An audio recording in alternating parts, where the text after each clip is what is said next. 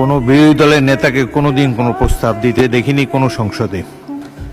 আপনি অত্যন্ত গুরুত্বপূর্ণ একটি বিষয়ের উপরে সংসদের দৃষ্টি আকর্ষণ করেছেন, সেজন্য আপনাকে ধন্যবাদ। প্রত্যেক বক্তাই গুরুত্বপূর্ণ বক্তব্য রেখেছেন এবং দেশের কল্যাণে এই বক্তব্য কাজে লাগবে। আপনি ইউ টেক ইউর টাইম, আপনি যুক্তিসঙ্গত যতক্ষণ লাগে আপনি বলুন। তারা সাধারণত মারা গেলে এদেশে এখন আর ফিরে আসে না। এক সময় 2 দিন, 5 দিন, 7 দিন, 13 দিন, 15 দিন পরে তাদের লাশ ফেরত আসত। এখন সবাই বুঝেছে যে এই কাজটা সঠিক নয়, বরঞ্চ তাদের ফ্যামিলি নিয়ে যে দেশে তারা থাকেন এখন তারা চেষ্টা করেন লাশটা যেন ওখানেই দাফন হয়েছে।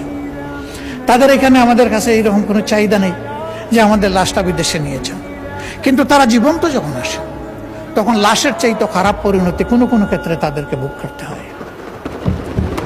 আমরা তাদের প্রতি কৃতজ্ঞতা দেখাতে পারি না, এমনকি কারো কারো আপনজন, আপন ভাই তাকে তার প্রপার্টি থেকে ডিপ্রাইভ করে। এখন ই পাসপোর্ট করতে গেলে এমআরপি এবং আমাদের এনআইডি এই দুইটা হুবহু মিল থাকতে হবে।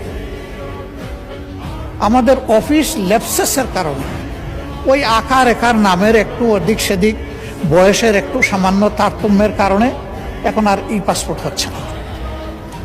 ফলে আমরা কিন্তু অনেকে এখানে ইলিগাল হয়ে গেছি অলরেডি, আর কেউ কেউ হওয়ার উপক্রম। এই সংখ্যা শত নয়, হাজার হাজার। এই প্রবলেমটা কিভাবে সর্ট আউট করে সলভ করা যায়? দুর্বলতা কিছু আমাদের অফিসিয়াল, কিছু হয়তো তাদের, কিন্তু মানুষগুলো তো আমাদের, তারা তো আমাদের অ্যাসেট। আমাদের এই অ্যাসেটগুলাকে কিভাবে আমরা এই ব্যাপারে হেল্প করতে পারি, এটা তাদের মেইন প্রবলেম।